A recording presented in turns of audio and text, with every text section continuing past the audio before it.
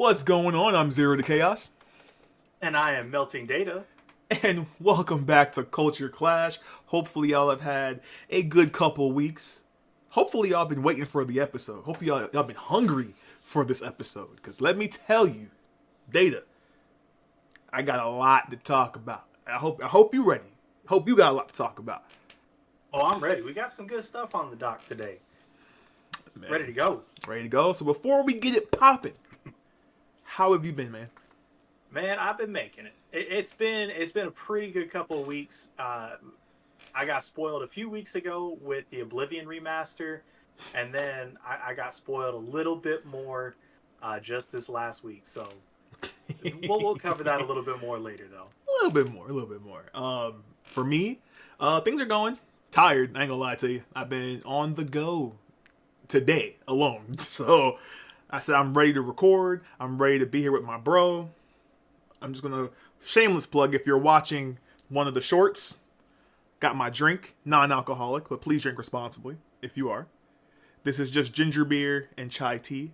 If you haven't had it before, try it. It's amazing. Just random. But we have to kick this off on the good foot. Because like I said earlier, I have some gears grinded. I have some praises that I want to praise today. But Data, I have a very serious question to ask you. Are you ready? Let's do it. Let's do it. I'm ready. All right. I must know your opinion. 100 men versus one gorilla. Who wins, bro? Who wins? I am sorry. I did not think that this topic was going to go this hard.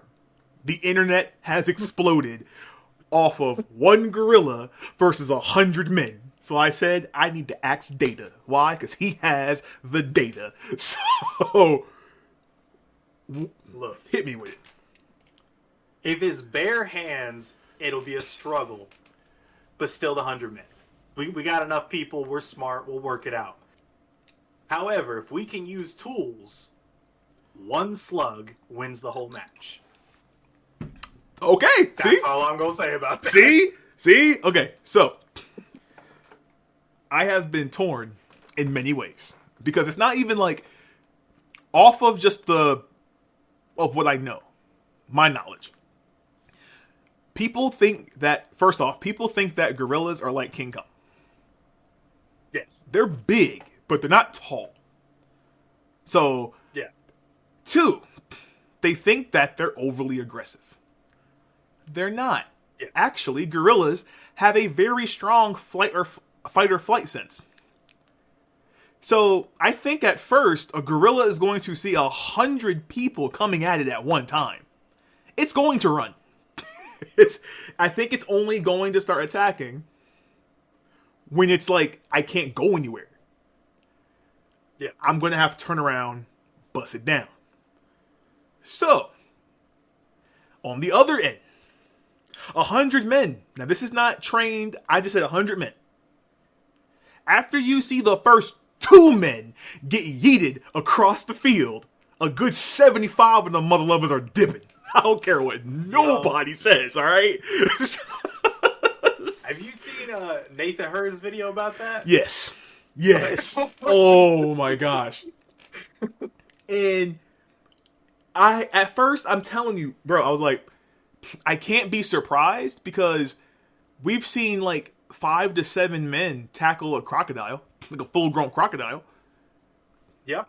Crocodile hunter, you know what I'm saying? So it's not absurd that 100 men shouldn't be able to overpower a gorilla. But, like you said, one slug. GG, bro. GG. If we can use tools, I got 3 tools right back there. It's done. It's over with. It's done. Look, I'm not Tarzan, but I got that thing, though.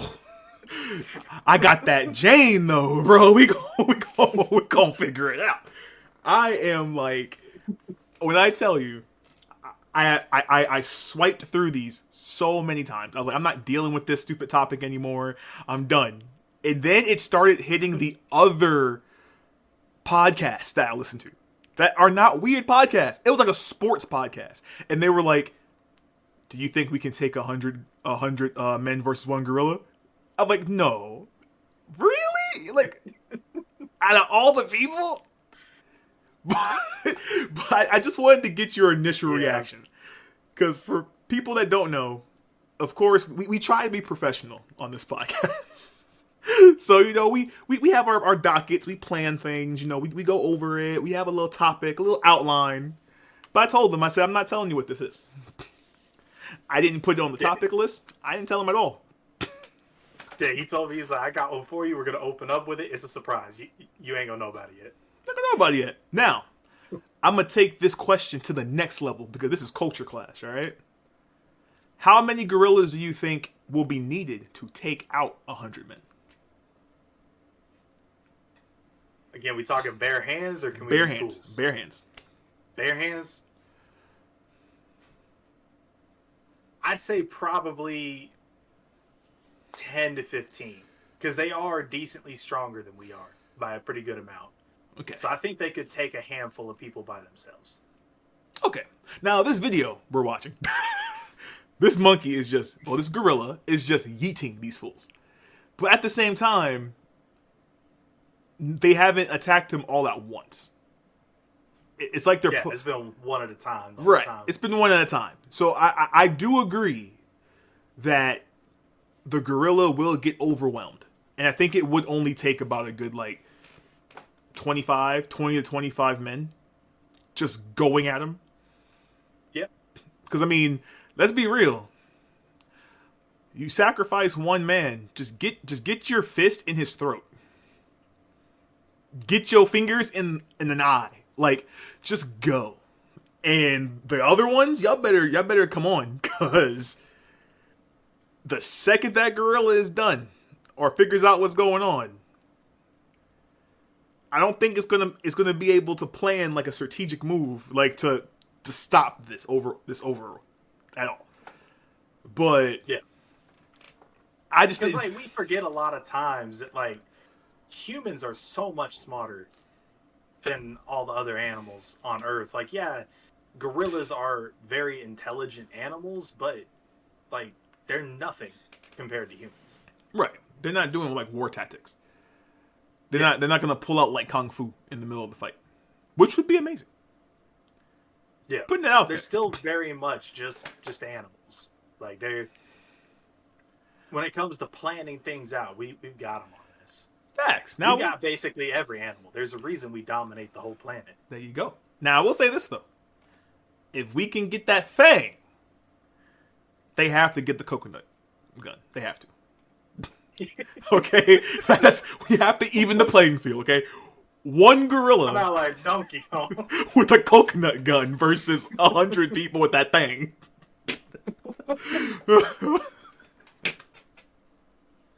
I still think we're gonna win. That's a lot of bullets, but that's just one strong coconut. It takes just one coconut. Which would be the most surprising thing? We pull out the fang, it just goes in his back and pulls out a coconut gun. They're gonna be like, yeah. They're gonna be like, what's that? Oh, dude, was that a coconut? The gorilla will successfully knock out at least 3 people. Just sheer surprise alone. Just surprise. Did he pull out a coconut gun? What's that? That's the first one. Is that a coconut? That's the second one. Oh my god, that's the third one. The rest of them are just open fire. No. But we were not going to spend too much time on this topic. I just wanted to know. Anyone that is listening to the podcast or watching any of the shorts, leave it in the comment. Leave a comment. Let us know what you think. One gorilla versus 100 men. Who you got? Let us know. Now, if it's the gorilla, respectfully, you're wrong. But we appreciate your answer. Look. If you can give me some crazy stat about a gorilla that I don't know, because if it's Beast Wars, Optimus Prime, gorilla, he gonna win. I'm just gonna put it out there. Transform, Is that a gun? That's a plasma cannon coming to your face. That's what's happening right now. But just put it out there. We know the next one's gonna be like 1,000 men versus like a T-Rex. We know it's coming. But you heard it here first. You heard it here first. If it happens, I'm just gonna put that out there. Oh man. Oh, speaking of Optimus Prime. What I tell you? Say it here, it happens there. Say it here, it happens there, man. This is look. Let's move on to something a little bit more exciting to talk about. Because as we said, Data, you said you were spoiled by the announcement of Oblivion. Oh yeah! Shout out to all of our followers. Our Oblivion shorts have been doing crazy well. People was feeling that. And Oblivion's doing a lot more numbers than I thought it was going to do in general. Because like I knew it was going to be okay popular, but I was like, I don't know how many people really are looking for a remake, right? No facts. But it's a whole new generation. The number of videos of people that I've seen where they're like, yeah, I've only played Skyrim. So like, I'm going to go try out Oblivion for the first time. I didn't take that into consideration. I'll be real with you. Now, see, that's actually cool, because I am going to say I did take that into consideration, but I was curious with the Skyrim, because Skyrim, even though I give it a lot of like slack, it is a good game. It is a very good upgrade from Oblivion. So when I seen that this was more of a cosmetic lift, it did change some things, but in reality, it's a cosmetic lift, which is good. But I also realized that the fighting mechanics from Skyrim are so much better. Yeah, by a pretty good amount. Leaps and bounds, you know what I'm saying? So it's like, I would have liked, and this is me nitpicking, I'm nitpicking, but I would have liked for them to maybe just go ahead and make it a full remake, and see if they could have integrated the Skyrim fighting mechanics into the Oblivion style. And I'm kind of glad that they didn't do it that way, because for me, when you're remastering a game, like if they did a proper like full remake, mm-hmm.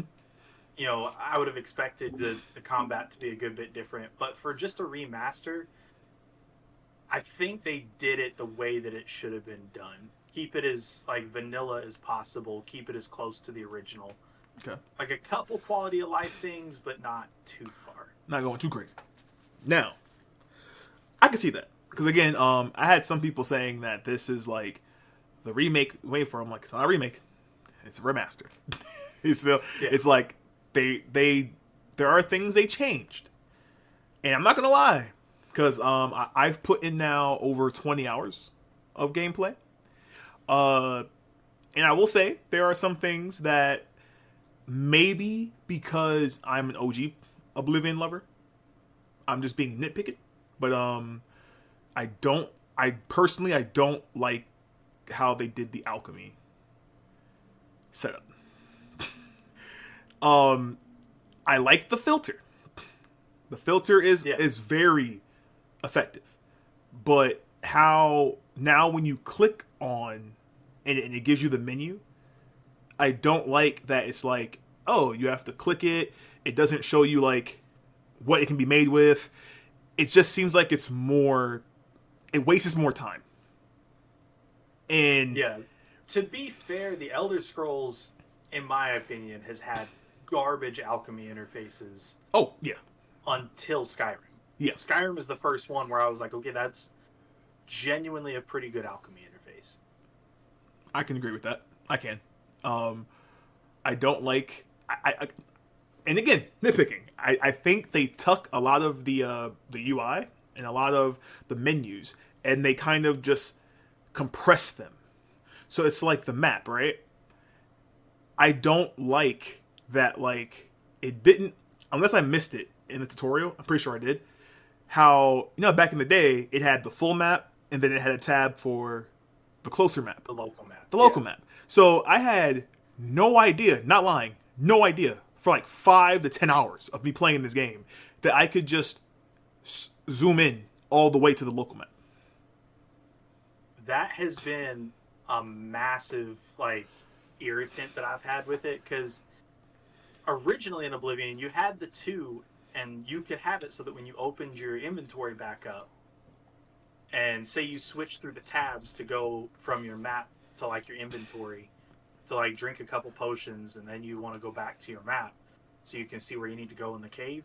Mm-hmm. In original Oblivion, because the world and the local map were different tabs, it would remember that you were on the local map and just go back to that.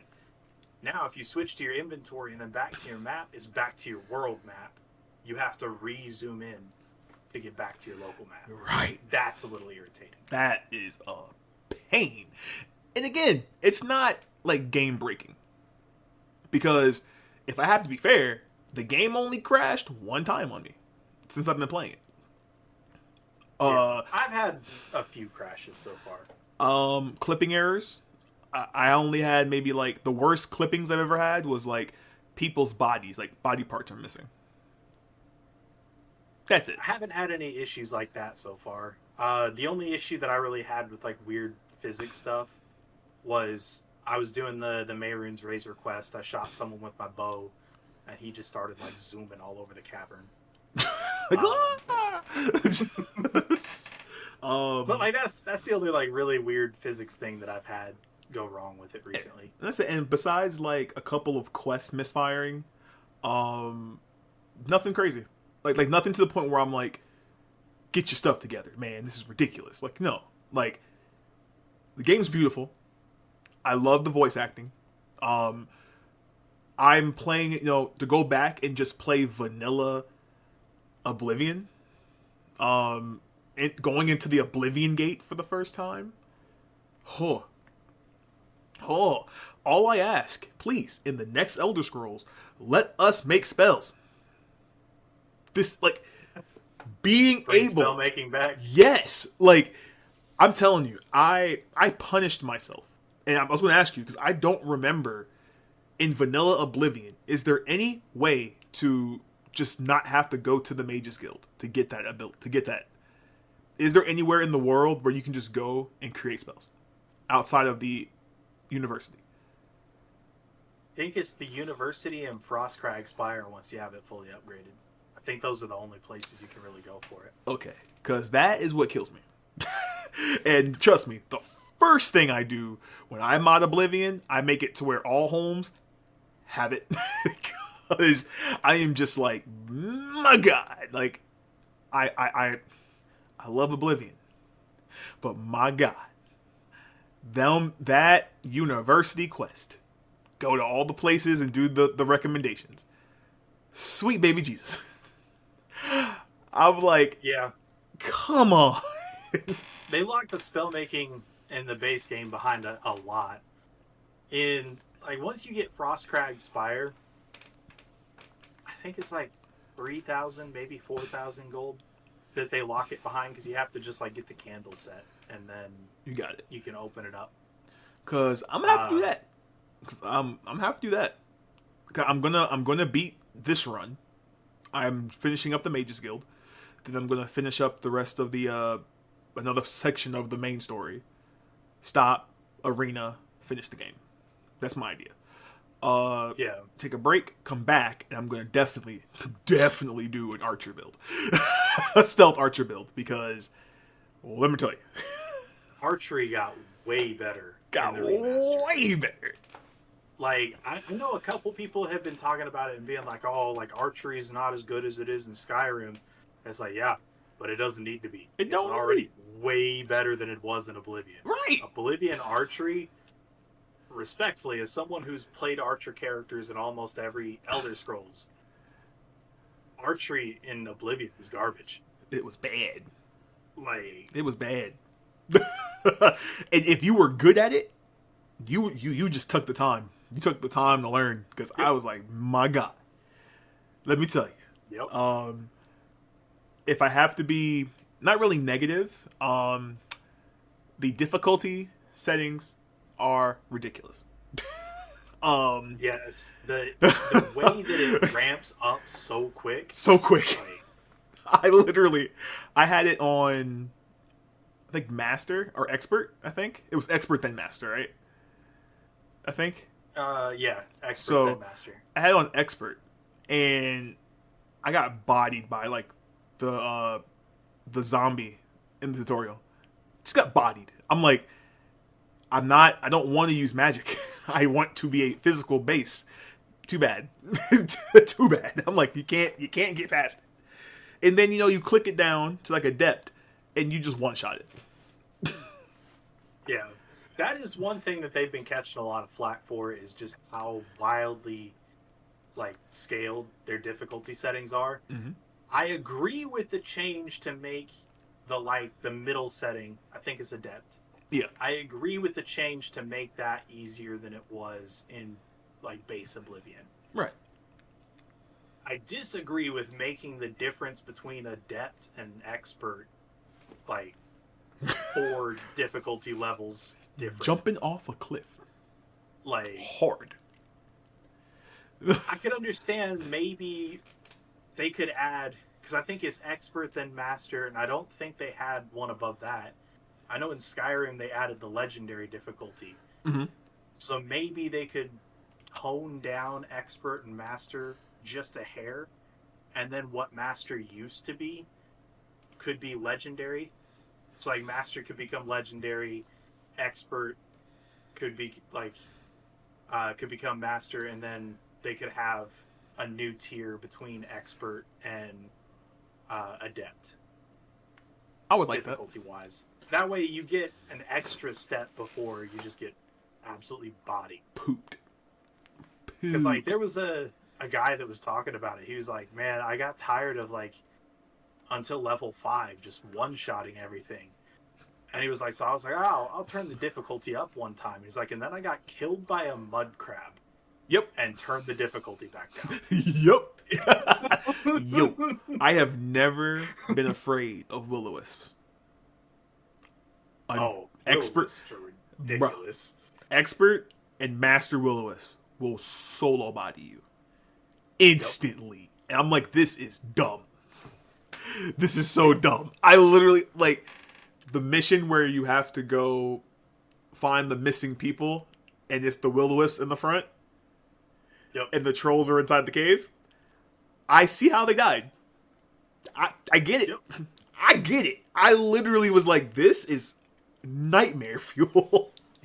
And remember, in Oblivion, enemies can walk through doors. So you ain't running. Yeah. You're not running. They're going to follow you. To be fair with Oblivion, I use that to my advantage sometimes, because I had played it enough times, I knew which missions had crazy difficult enemies. And so even in base Oblivion, sometimes I would just make sure I had some like potions of speed or something like that, so that I could aggro them real quick, Yep. run to a town, and be like, deal with them, guards. Like, you take them. I'm going to go back and do what I was doing. Because, my God. But that's been my way to kill Umbra in almost every Oblivion playthrough I've ever done. Is aggro Umbra, run to the Imperial City, and just let the guards swarm. Or just like stat command kill. Oh, be careful. Warning to anybody who doesn't know: don't use stat commands if you're an achievement hunter. Just don't do it. I learned the hard way. It was an accident. I just clicked on it and I was like, "Oh, cool!" And I'm just messing around with the interface. And the second I activated anything on the hotkey bar, it was like it popped up and said like you can't collect achievements in this run anymore. I was like, "Oh, wish you would have told me that at the beginning before I started playing around." I was on stream too, and I was like, "Okay, bump it, unlock, kill, unlock." I'm just like, "Bump it." I'm just gonna keep going now. There's probably the most popular mod on the Nexus so far for the remaster is just a mod that makes it so that it disables the achievement blocker. So that if you're using like console or mods, you can still get achievements. I feel locking it is crazy. I mean, like, okay, I can see maybe some of the achievements you might can, like, effectively get them easier. But it's like, a lot of the stuff is progression based. Yeah. If I decide I don't want to pick a lock, I want to just unlock it with the, my command magic, I should be able to do it. Just, come on. That's one exploit I was super happy was still in the remaster. Mm-hmm. I hate Oblivion's lockpicking with a passion. With a passion. So you just move it over to that far right one and just click. Just a bunch of times, just click. And because it's already set, it counts as a successful pick. And so you just do that until your lockpick's at 100, and then every lock from then on out is just super easy. I'm so glad they left that in, because that's the only way I can deal with Oblivion lockpicking. Like, literally, before I would waste the time. Actually, yeah, I would waste the time and just go get the skeleton key. Just get to the There's point. A lot of people that do that. Yeah. And then they just auto-attempt everything. Yep. And just keep it pushing. Because I'm like, I ain't got time for this, y'all. I ain't got time. But I think we have time for another Oblivion thing that has been created that you brought to my attention. Yes. So my favorite game in the Elder Scrolls by far is Morrowind. Mm-hmm. And there are two sister projects that have been going on in Morrowind for a long time. One of them is Tamriel Rebuilt, that is building the rest of the province of Morrowind. And then there is Project Tamriel that is building the rest of the continent. Just on the 1st of May, we got a brand new release for Tamriel Rebuilt. It's called Grasping Fortune. It's on the border of Argonia and Morrowind. It's in like a Red Rock Canyon area. Absolutely gorgeous. I don't want to spoil too much of the visuals. The only thing I will say is that the city that's at the heart of this update, the city of Narcissus, they went through by NPC and building count. It is the largest city that has ever been put in an Elder Scrolls game. Full stop. Man. That city is massive. It's bigger than the Imperial City in Oblivion. And that's saying a lot. It is massive. That is saying a lot. Because the Imperial City is huge by itself. So, we had to queue it up. I haven't seen this trailer yet. So I'm going in fresh. I knew of the Tamriel Rebuilt, but I haven't been keeping up with it as much as you have. So we're going to watch it. And we're going to give our little 2 cents on it like we always do. So, let's see what we got popping here. So, you said, now this is bigger. Just that area is bigger than the Imperial City. Yes, Narcissus alone, like the main city, and it's not the only city in the update, but the main city in the update is bigger by, I think by land area the Imperial City's bigger, but by building count and NPC count, it's the biggest city ever in an Elder Scrolls. Jeez. I'm going to go ahead and say this. The drip in this game, that armor looked good. Clothes look good. You already got me right there. The drip, if I can make myself look drippy if I want to, I'm already sold. But in reality, the sheer magnitude of what they're doing and seeing like the progression and what they're doing is amazing. Because this is no easy feat for people out there who maybe are not thinking about what this is. Like, for them, this is low key overall, really. And for how many people are doing this? Do we know like how many people are on the team? I'm not sure how big the team is, but they've been working on this since, I want to say 2002. Like right at game release, they started the project. I know they started planning it actually before Morrowind was released. When the announcement was made that it wasn't going to be the whole province, it was just going to be Vardenfell. Mm-hmm. They already started planning the rest of the Morrowind province to build it as a mod to add on. it's been quite a while. It was pretty slow for releases until like 2020. And then it's been pretty much yearly releases since then, with their current goal that they want to have the mod done by 2035. Okay. To have the whole province playable by 2035. So far, you already have about 3 times the playable area of the base game added to it in the mod. It's like there is a crazy amount of content that they've added.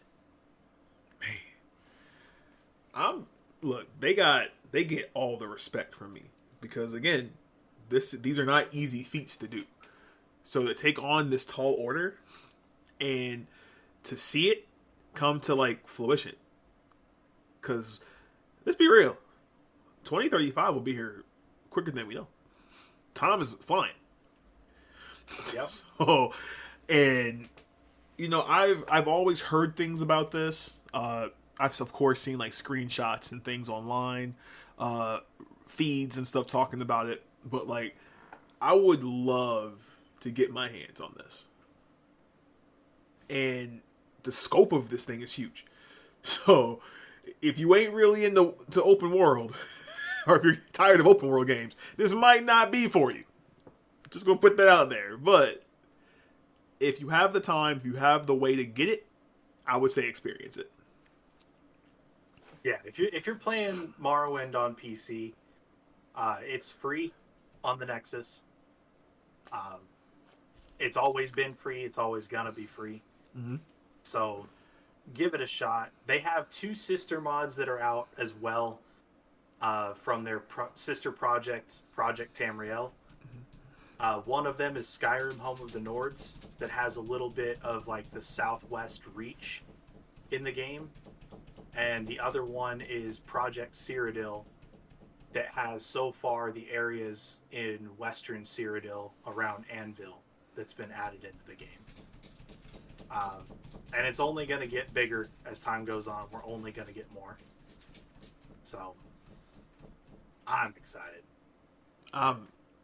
Look, the more that comes out in this game, we will be at the forefront showing y'all this, because this is amazing.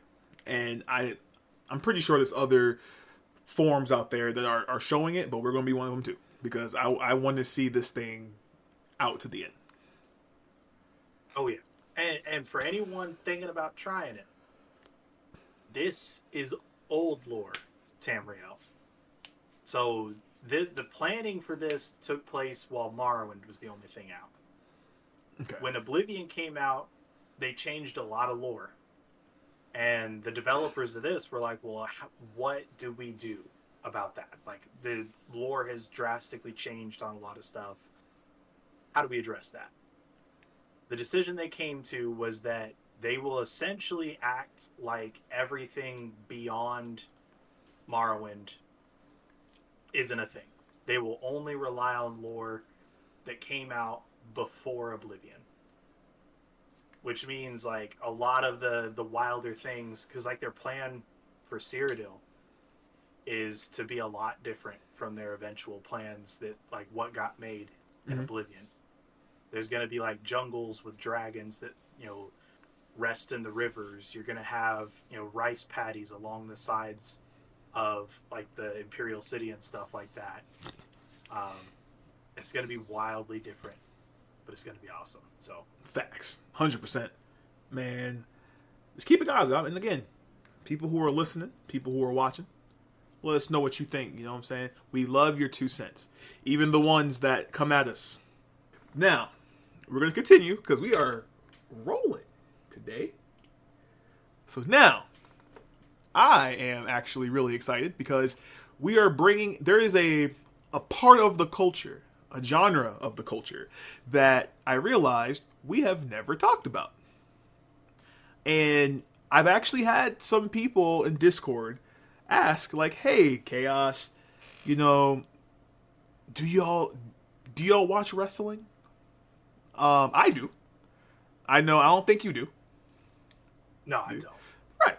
So I kind of was like, well, I don't want to just start flooding the podcast with wrestling because that is a beast and a culture of its own. I love it and I hate it. But I was like, we eventually have to do something wrestling related. Yeah. But I want you to be able to have some form of an idea of what it is. So this was a weird topic that happened recently. And I said, well, let's do this one. You may not know who Mercedes Moné is. She is by far one of the biggest women wrestlers today. Okay, so like top tier, is winning all the belts in other industries. She's figured it out.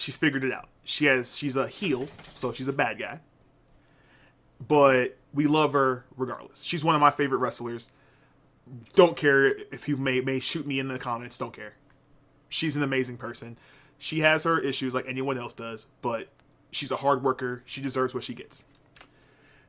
Now, it has recently come out that for like $99 or $100 a month, she will text her fans. And I was like, that sounds very shady. By far. And of course, it comes out that, you know, with AI being a thing, yeah. So, it's pretty much a scam. Hopefully no one's done it, but I just wanted to get your 2 cents. Because if it's happening here, and I'm hoping that she's not affiliated fully with this, I'm hoping this is not something that her team has co-signed, but if it can happen here, it can happen in any other form of the culture, of any other genre, and that's crazy. $100 a month? Like, what do you think? First off, that price is wild.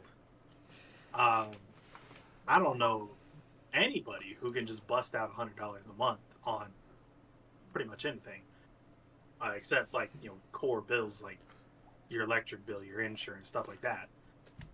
Like, that's wild. But to me, and I don't think it's even remotely exclusive to wrestling. It's across a whole lot of genres, like actors, musicians, even people that make games, like social media people, etc. There's a lot of people that are starting to like prey on the people that have, I don't know the delicate way to really word it, but like almost like to the point of an obsession of like I need to talk to this influencer, this actor, you know, etc. Like I need to be able to get in contact with them. Mm-hmm. Not even to like a stalker level. Like they wouldn't go see him at their house or anything like that. But like they need that chat, like that connection to them in conversation. And so like there are those people that every chance that they get, whether it's like in live stream chats or whether it's like through DMs or like anything else, they'll just flood trying to get this person to respond. Mm-hmm. And I feel like this is like a very predatory way to kind of feed off of that. Because I guarantee wrestling, just like any culture, has people that are like, I need to talk to this person. This is my favorite person in this field. Like I need to have a conversation with them. And that feels a little predatory and gross to try and profit off of people that, like, probably realistically not doing the greatest mentally. Right. Even I would say even age groups too, though. Because, you know, wrestling, regardless that, of course, we grew up with wrestling. I've been watching wrestling since I was a child. But I can imagine a young me. Now, I wasn't as oblivious to things at that age. But I was still a kid once. So I can imagine, like, the younger kids who are way more accessible to things now. spending their money, their little bit of money that they have, thinking that we're talking to our favorite wrestler when you're really just talking to a machine. And, we chose this because this was just current. But things like this happen all the time.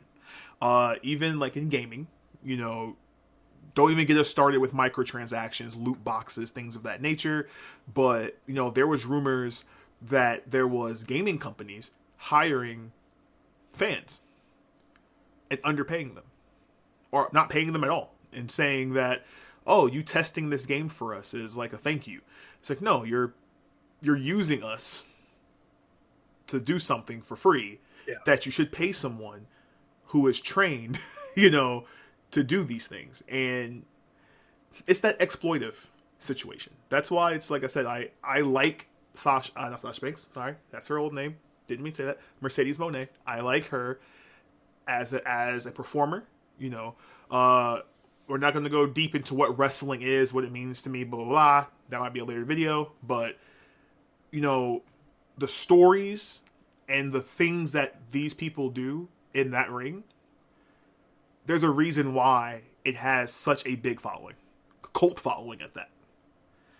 And we've seen with the other brand, WWE, with them being bought by TKO, who also owns UFC, how things are becoming more predatorial, like you said. How things are becoming more gimmicky. They're overcharging now for tickets. I'm just going to say it real quick. If I'm not mistaken, wrestling back in the day was like the working man's entertainment. It was not really expensive. It was affordable. You could take your family. Tickets weren't crazy because they knew that their core fans were hardworking people who just wanted to turn their brains off and enjoy some crazy carnage. You know what I'm saying? Yeah. And this entertainment has gotten so big that now all of these people want their piece of it now. To where tickets are almost $1,000 plus for tickets to events. Don't get me wrong, like there's companies that are selling out stadiums for a weekend, for the whole weekend, just for wrestling.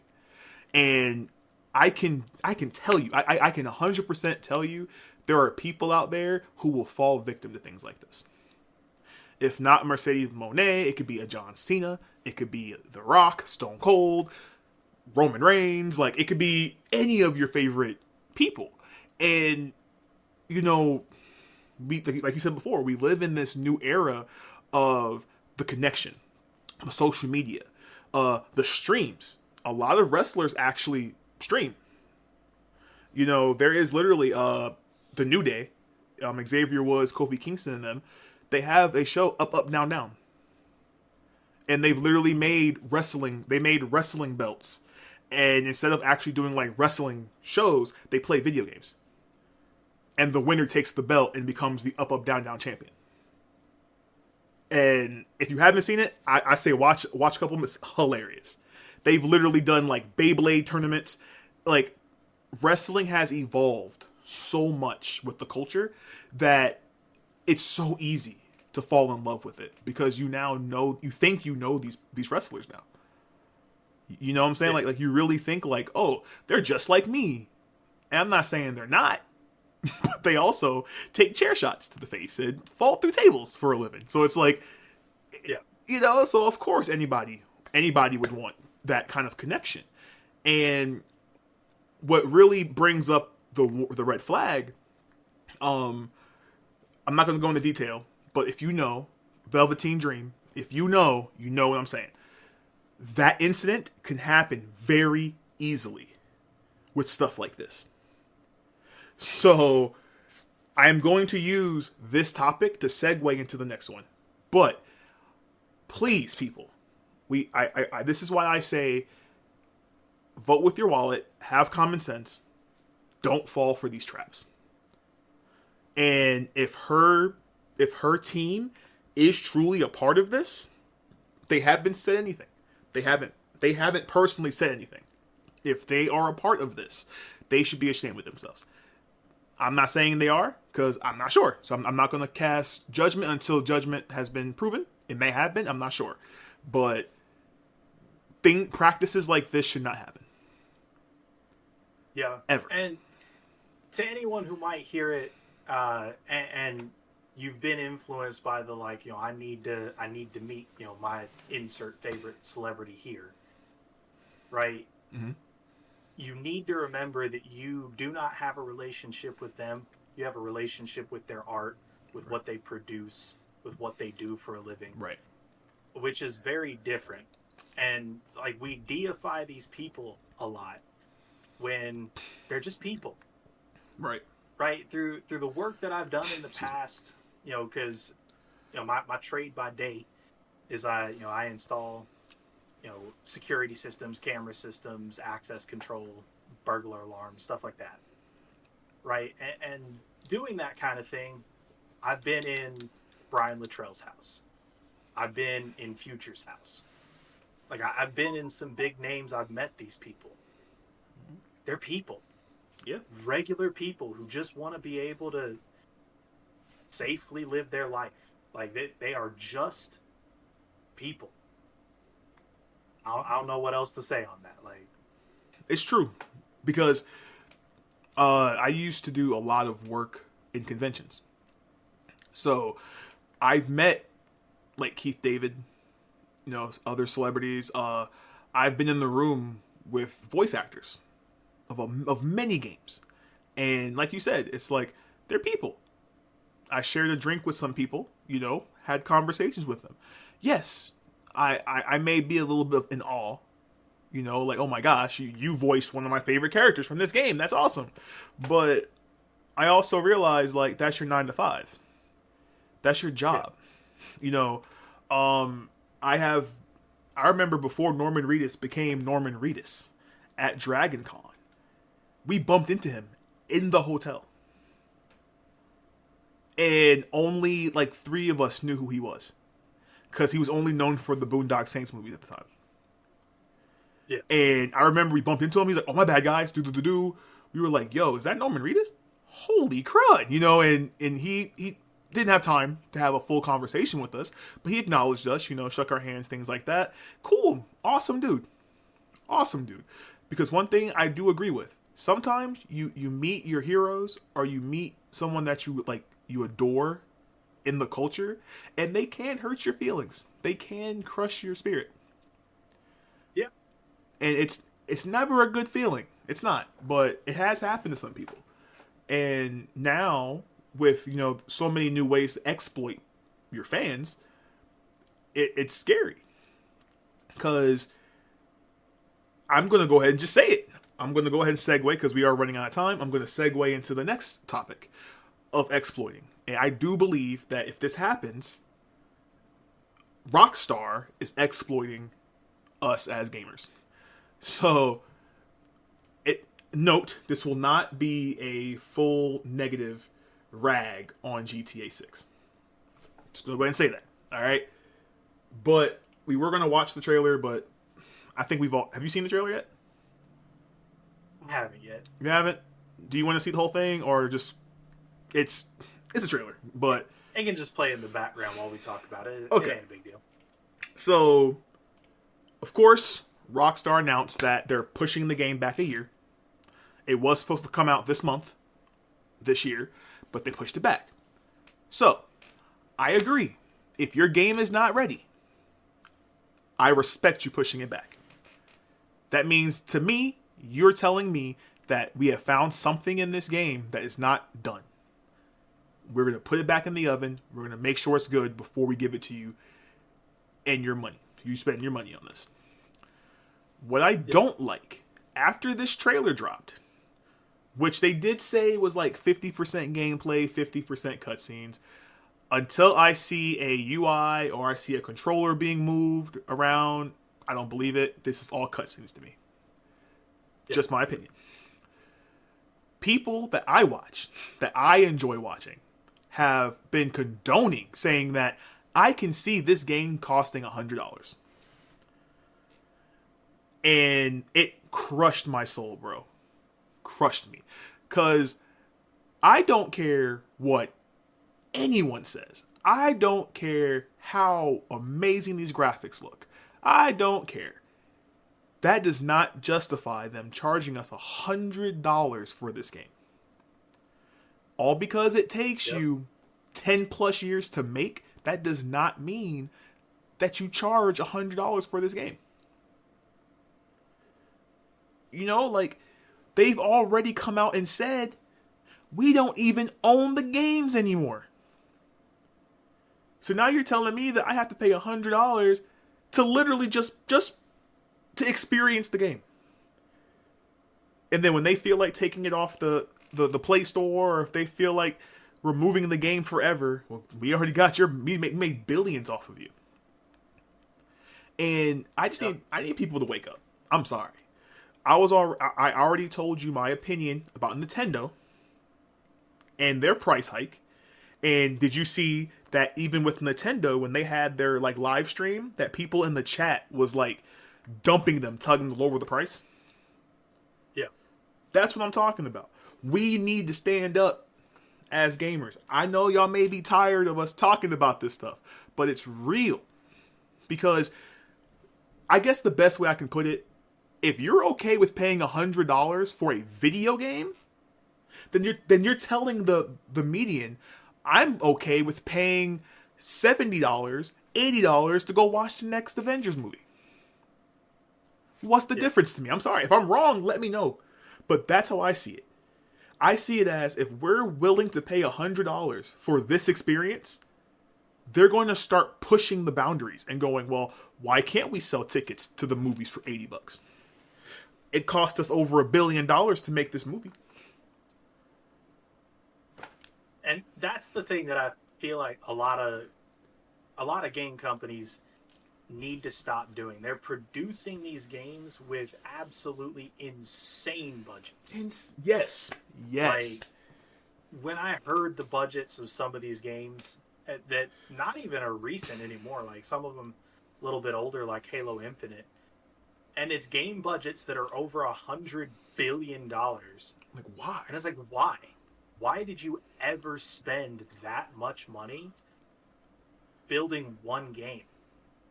Like you could have built a dozen games for cheaper than that.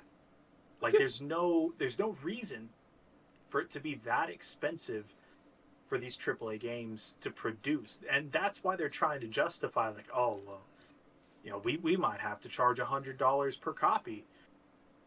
No, you might have to figure out why your processes are so inefficient that you're spending this much on a game. Facts. And figure out what can be cut back and simplified. Because this ain't right. Spending a decade on a game, having it be $100 billion plus to produce. Oh, that ain't it. Oh, and don't forget, it may not even be done. You know what I'm saying? It may not even be done. Oh, it took us a decade to make this game. It comes out, it ain't even done. What? And like I said, I'm not gonna fully rag on Rockstar, but I had to get that out my body, bro. Because in reality, I give full respect to Rockstar. Because from GTA 1 to GTA 6, I can arguably say I have clearly seen a difference, either visually or through gameplay or story, that these games have gotten bigger and better. Even with Red Dead Redemption, bigger, better. They are one of the few companies out there that has been consistent with every new title they come out with. It does have a different level of difference in it. I will give them that. We still haven't gotten Bully 2. Where is it? I don't get it. But seeing GTA 6, this looks good. This looks clean. I like the Bonnie and Clyde storyline that you're pushing. I like the idea of this because GTA 5, the story was good. I like the idea of GTA 5. The fact that you can switch characters with no load screen and just jumps to the character wherever they are in the city. Fire. GTA 6, going back to Vice City after decades, was a smart idea, in my opinion. We got in Vice City back in, like, what, the 70s, 80s era? Now we're getting Vice City in our era, in the current era. There's so much more you can do there. Look at what San Andreas did back then.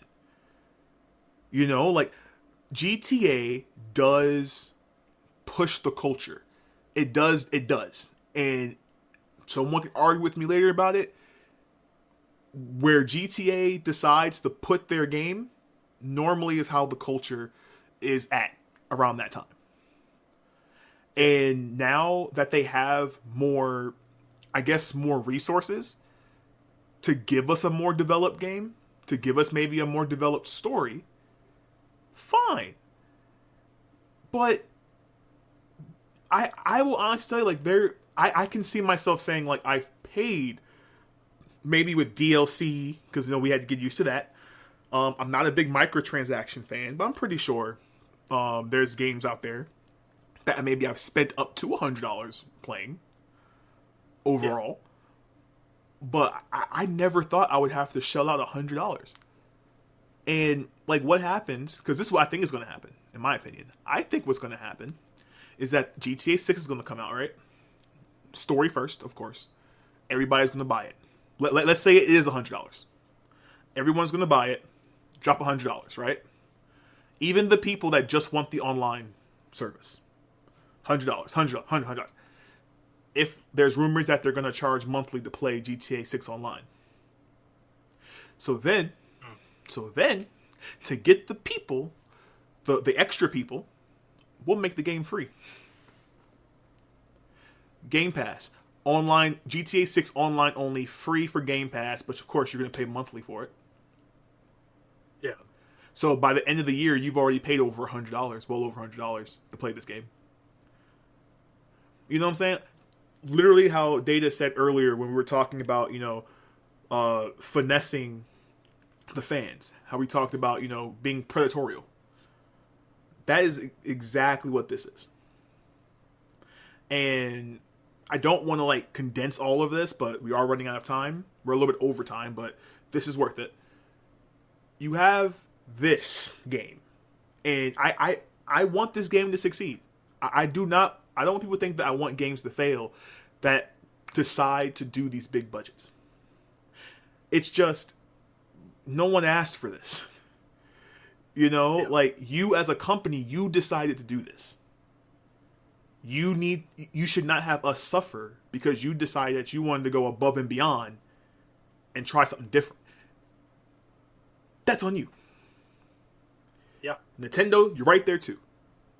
All right? So if you decided you wanted to go open world Mario Kart and the junk flops, don't look at us. Because don't look at us when you see pirating come back 10 times strong. Don't look at me. But we've been telling you, Culture Clash, the podcast, has been telling you, if you keep doing these practices, pirates are going to come. Yep.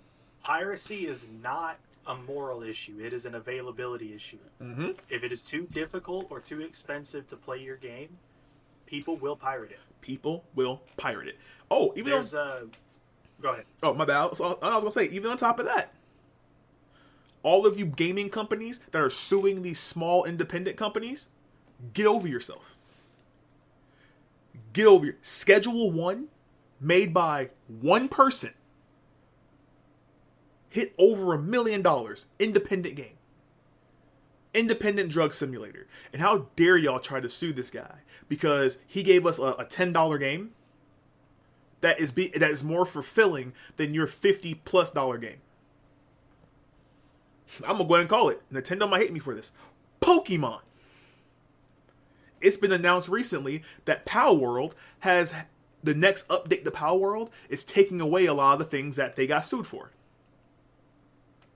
So I'm like, you literally are so petty, so insecure on yourself that instead of just seeing that this young company has made an idea that works, instead of you going to them and going, hey, let's work together so we can put this in the next Pokemon game.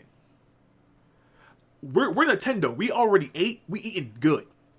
Instead of you taking this company and saying, hey, can we work together so you can put this same mechanic in the next Pokemon game? No, we're gonna sue you. Yeah. It's so crazy, bro. And again, I don't care how big we get. If we stay at this level, if we get bigger than this level, I guarantee I would never, ever nickel and dime any of the people that support us. Y'all can stamp this. I have been creating content for well over a decade. I have been blessed to be paid to do things for people. And I have given away games. I have given back knowledge for free because it is wrong to gatekeep. It is wrong to nickel and dime people that support you and love you. I have been gaming now for over 2 decades. And it's just getting worse and worse.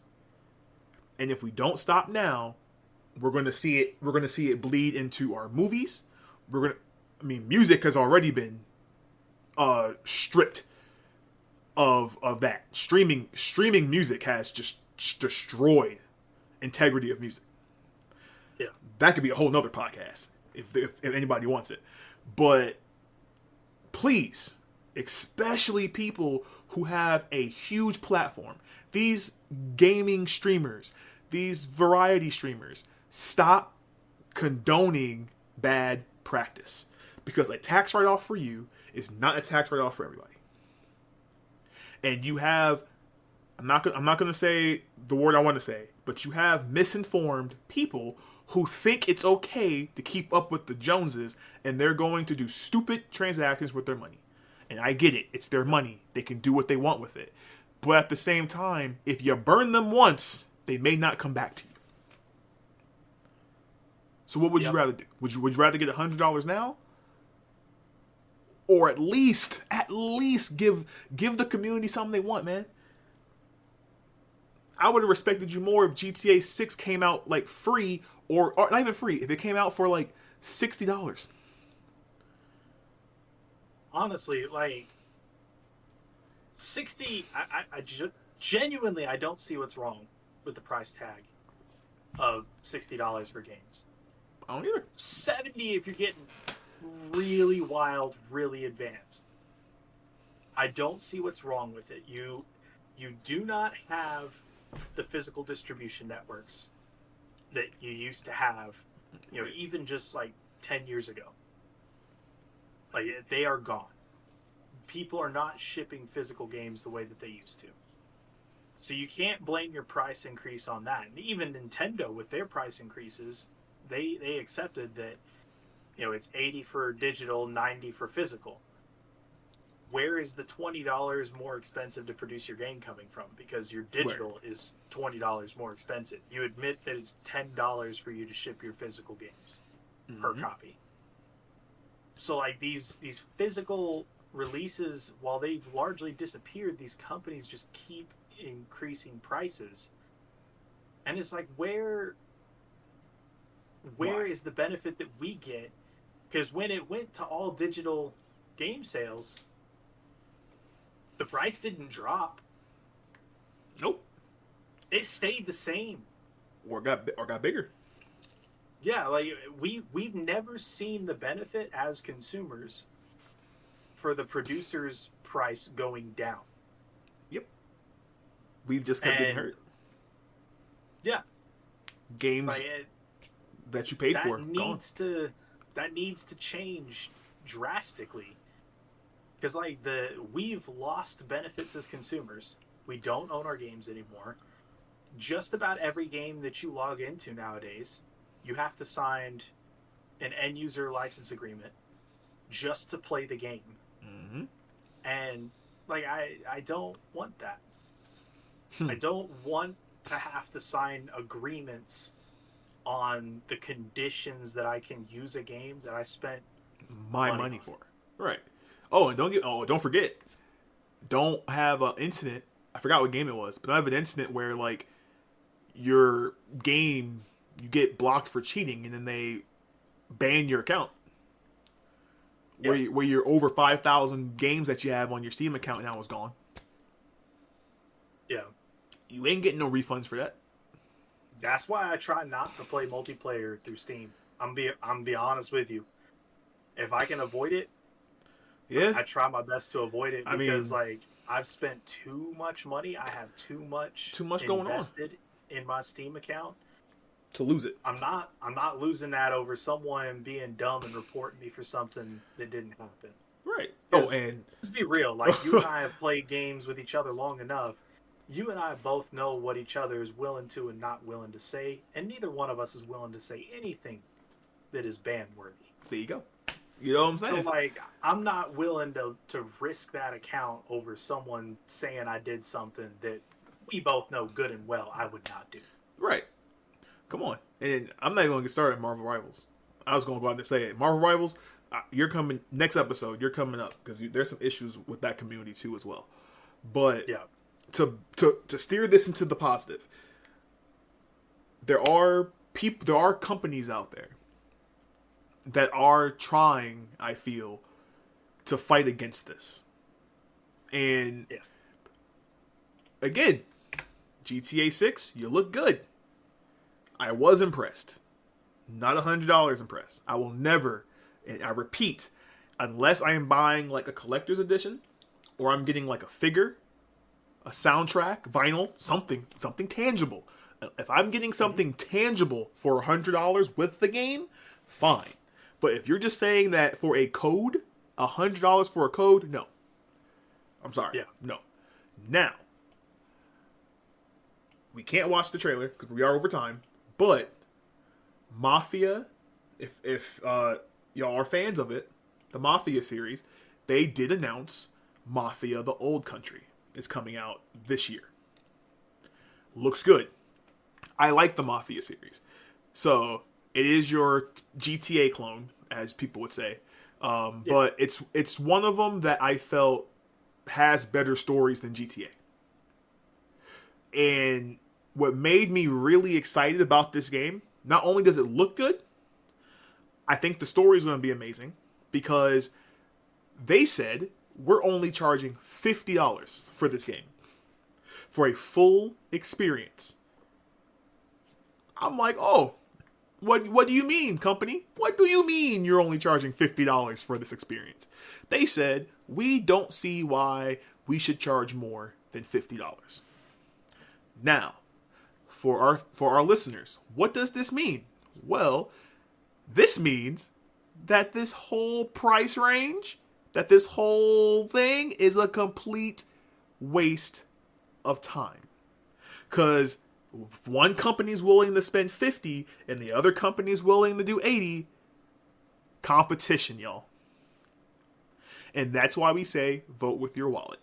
Because if this Mafia game is fire at 50, come on. Yeah.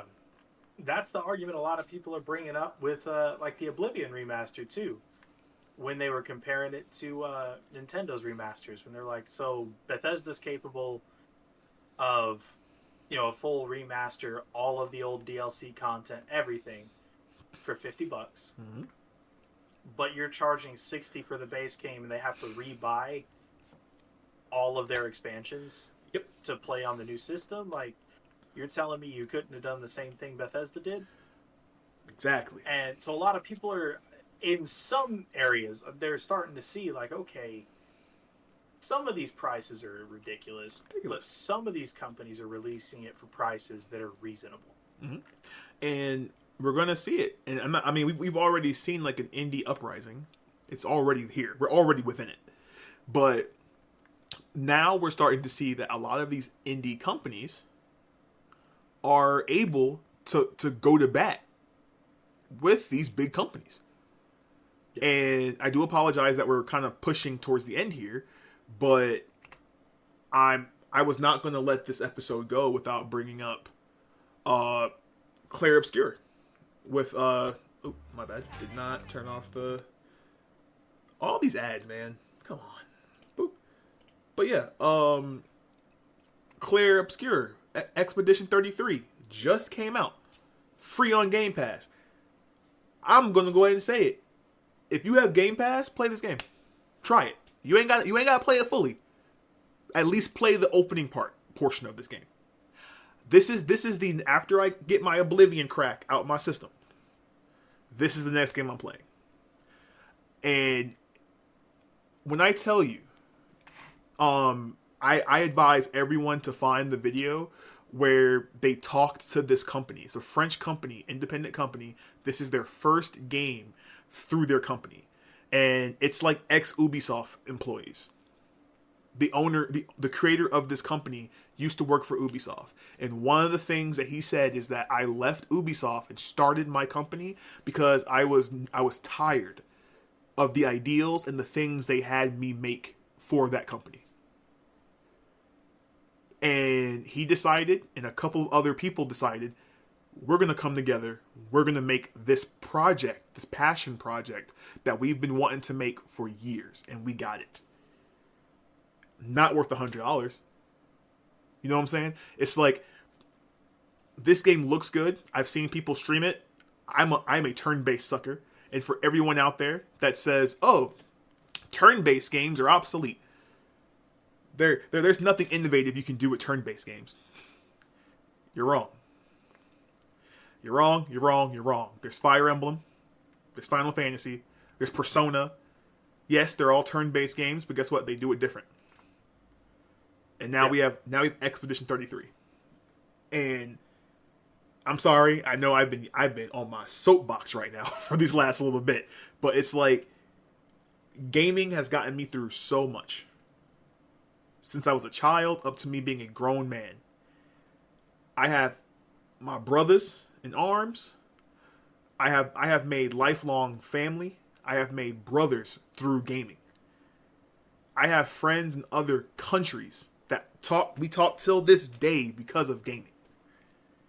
And I slowly see the greed, and I see it. The greed, like you said, the swindling, the predatory way of they're doing things, these businesses, they're taking that away from us. How do you expect us, like, life is already lifing for some people. And I get it. Gaming is not a necessity. It is a luxury. But come on. You're literally about to make this what the rich people's experience? And then people get mad. Bump it. People get mad when you play a team-based shooter. They get mad. Oh, yeah. Solo queues. So it's a team-based shooter. Make friends. Yeah, find people you can queue up with. Yes, your homies can't be on all at the same time, but you make friends. You don't curse everybody out. You know, like, yes, there's going to be trolls, but maybe you found somebody that's cool. Hey, man, can we exchange friend codes? So if I'm on when you're on, we can team up. Fight it. But and again, you're not getting paid to play these games. Yep.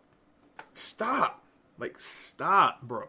And I say this, I really say this because there are so many people. Not everybody can get paid to do this.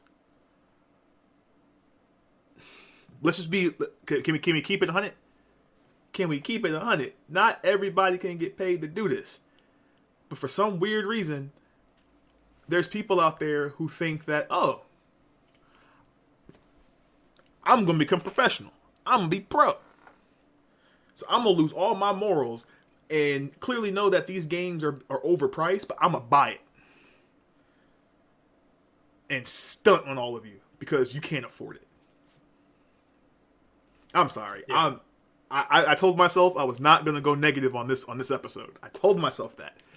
We went from battling gorillas to battling bad prices, all right? This is crazy.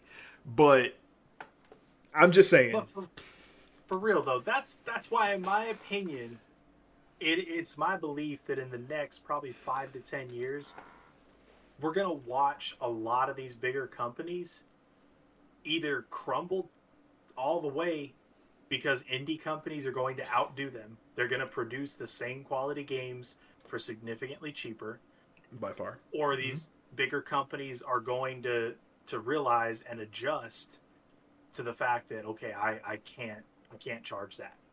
I can't compete with the indie companies that are going to underprice me every time. Mm-hmm. I have to come down. I have to meet their price. Right. And on top of that, but you see too, just look earlier, Microsoft, Sony, all of them buying these publishers, these developers, buying them. Because they know, like, I'm not saying that we know everything, but just play chess for a little bit. Stop looking at what you see right in front of you and think about the future. Think about the future plan. It's not a coincidence that Microsoft made the Game Pass. It wasn't a coincidence that Microsoft and Sony and them made you pay monthly to play online. Yeah. When, 2 generations ago, it was free. It's still free on PC to play online. Yep. Like, come on. It's not for lack of trying. Game developers tried to figure out how to charge PC players. And PC players flat out said, no, yep. It's not happening. It's not happening. We will figure a way around it. Like, I will mod your game to make it possible for me to play without paying you. Like, right. It's not happening. And it's crazy because, like, again, like, you have... I'm not saying everyone's like this. Because I've met like-minded people who are like, yeah, this sucks. Like, I've seen people say, like, I've played every Rockstar game ever, but I'm afraid that I might, financially, I can't do it. And it's not because they're poor with their money. It's not because, situations happen. It's because, no, they're charging a lot for this game. And I don't feel it's comfortable enough to play it. And it's just like, trust me, if they see within, because, people are going to pre-order it, it's going to happen. So, people are going to jump to these games because, with the FOMO, like, people are going to jump to it. It happens. But then it's like, what happens when, who knows, scalpers. Sounds crazy. Yeah. But, if people are just, they're giving us digital codes for these games, what's stopping scalpers from just buying the codes?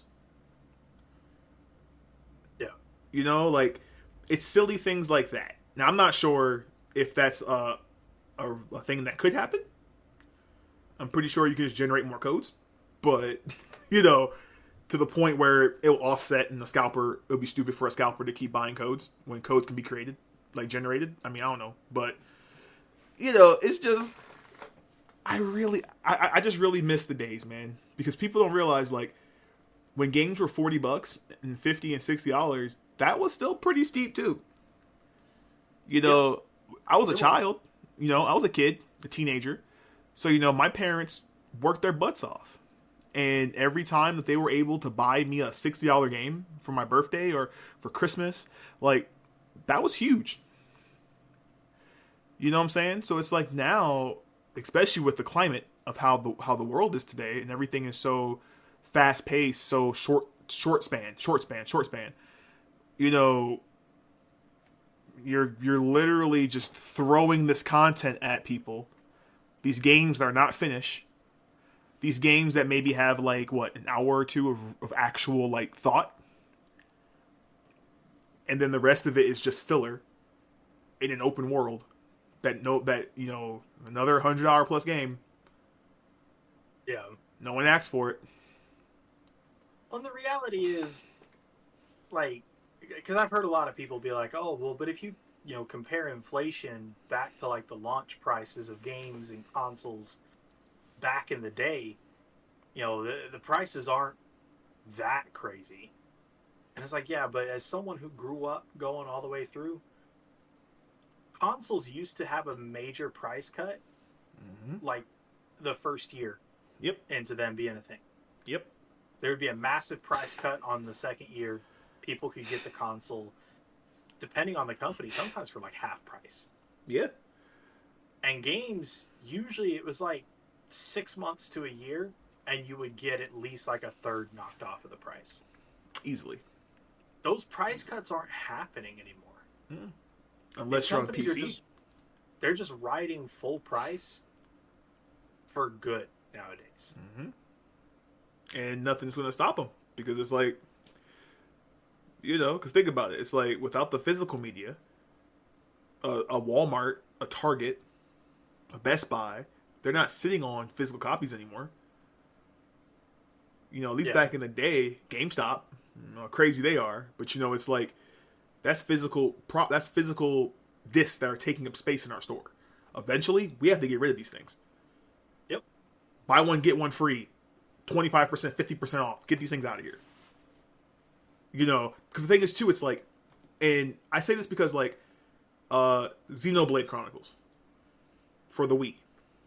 Mm-hmm. I would have not experienced that game. And that game was overly priced in America. Because one of my brothers, he found the last 3 copies in the city at a GameStop. And he bought me one. And till this day, I look at that game and I go like, that's crazy. But like, that will never happen again.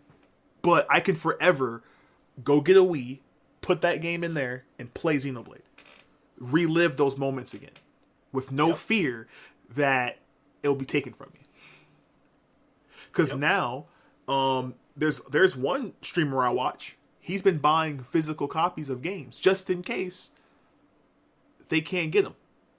To then just remember, he was like, wait, but what if this physical copy of this game is just taking me to the client to download the game? That's crazy. It's crazy. I'm just saying, man, bad practices makes everybody just suffer. And we can, again, we're just doing this from gaming.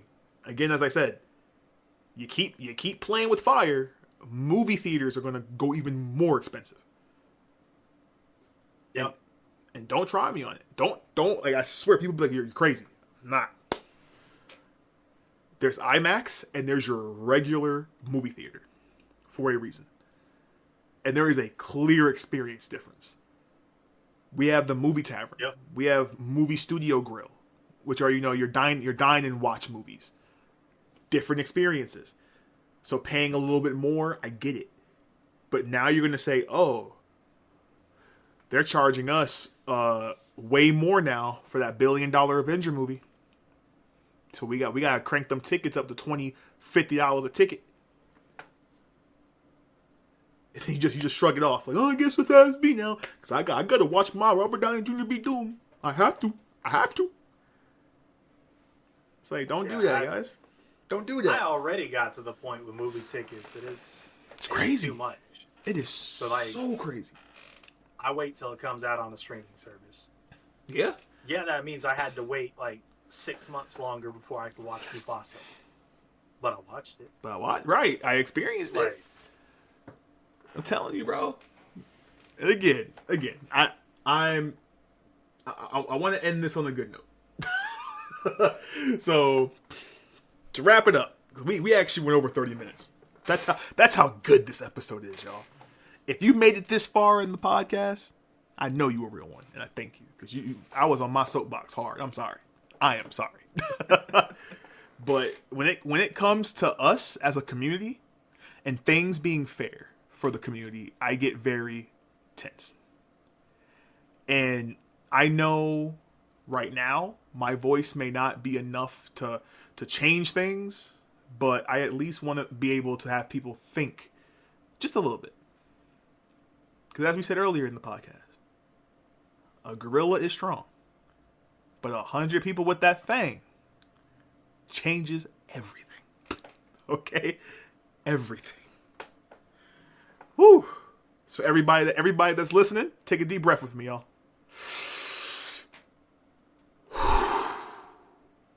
All right. Data. How you feeling after this podcast, bro? After this episode? I'm feeling good. Like, we talked about a lot of heavy stuff, but like it's stuff that needs to be talked about. Like these companies can't get away with it forever. Because realistically, like, you know, we keep talking about, you know, 100 men versus a gorilla, but how about like 5 game companies versus a few million gamers? Like, let's be real with it. We can close them real quick. There's more than enough of us. We can shut them down. Easy. Immediately. Easy. We have to vote with our wallet. Don't pay the overpriced, like the overpriced prices. They're charging these things because they're getting away with it. Yep. And there's other That's countries. all there is to it. And I will say, do your research. There are other countries that have come down, cracked down on these practices. And I know growing up, we're like, that's crazy. But then, you get to that point and you're like, no, they were just ahead of the game. Yep. They put the fire out before it became a full inferno. That's all it is. But, closing statements for this episode. You want to go first? Yeah, just remember to check us out. We have the audio podcast on Spotify, Amazon Podcast, and Apple Podcast. The shorts are put up on YouTube Shorts, Instagram, and TikTok. And, we have sometimes larger segments that we'll cut up on YouTube as well. Yes. Also, if you ever want to just kind of communicate with us off the podcast, be afraid. Comment your 2 cents. Sometimes we have been a little bit more selective with replying, just because you reply to one, I feel like I gotta reply to everybody. So yeah. I don't have the time to just sit there and reply to everyone. But as you see, we will mention it in the podcast. Some of these may even get put onto like a subculture episode.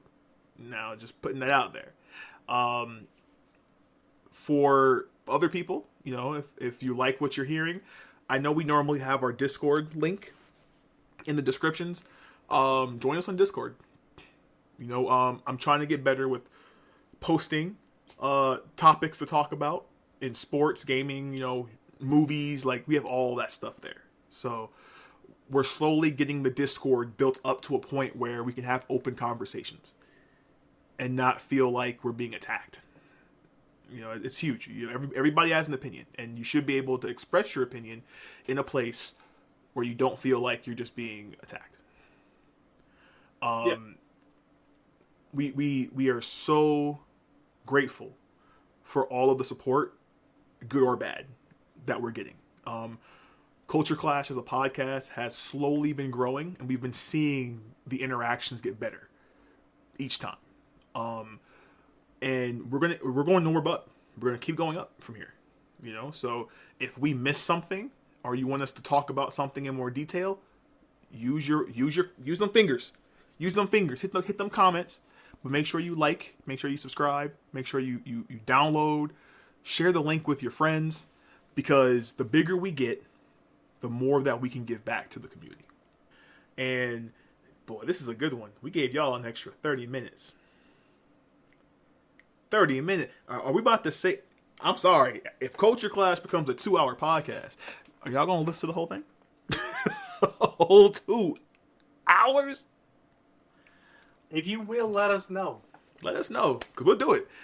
If we can push 2 hours of content, I'll stream this live. Facts. That's a good show.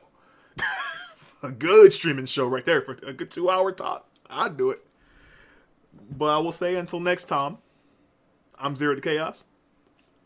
I'm Melting Data. This has been Culture Clash. Everybody, please be safe out there. Continue to be the great people that we know you are. Hopefully everybody is doing good. Hopefully everybody is safe. Until next time, deuces.